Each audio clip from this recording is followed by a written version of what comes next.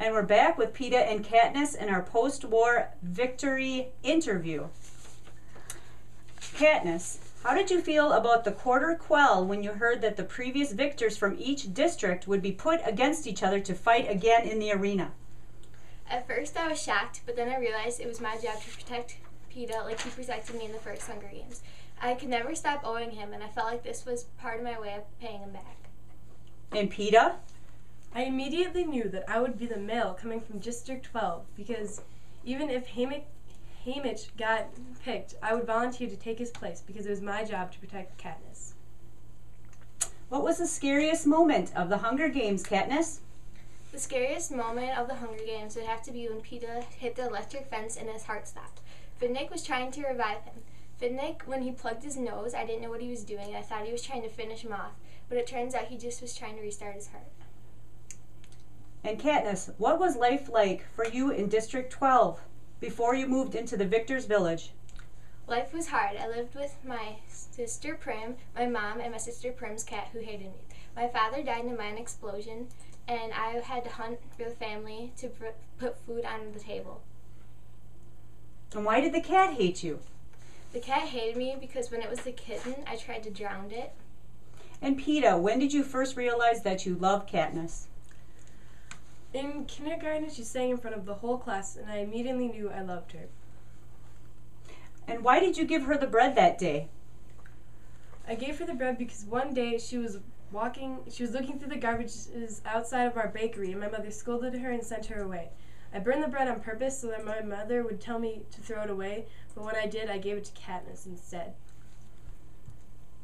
And Katniss, how did you feel when Peta called you a mutt, a traitor, a liar, and the enemy?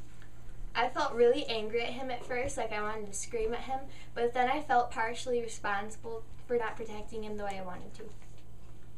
And Peta, why didn't you trust Katniss? I didn't trust her because when I was captured by the Capitol, they recreated my memories so that I would never trust her and think of her as the enemy. And Katniss, how did you feel when you were in the hospital in District 8? I felt sad at first to see all these little children, but then I realized that I was bringing hope and inspiration to them, and that's when I decided to become the Mockingjay. Peta, what was the purpose of playing the game Real or Not Real? We played Real or Not Real so that I could figure out if my memories were real or implanted by the Capitol. How did it help you to make the cake for Annie and Finnick's wedding? It helped me because it reminded me of growing up in the bakery, and it was therapeutic for me. How did it feel when you woke up after getting shot, Katniss? I felt shocked and confused that I was still alive. Also, I felt happy that I was still alive, and my left side really hurt. Why did you want to be a part of the District 13 Army? I had to keep the rebellion spark alive, and I had to keep my ultimate goal, which was to kill President Snow. And how was training for the Army difficult for you? It was difficult for me because I didn't have as much practice as anybody else, and I had to become a sharpshooter, which meant I had to shoot everything perfectly, and my left side still hurt. What did you think about using Gale's snares on people? At first I felt like my friend Gale was better than that, but then I realized that he was doing this for me and we were trying to take down the Capitol. And this concludes our interview with Peta and Katniss. I would like both of you to stand up and take a bow. Phew.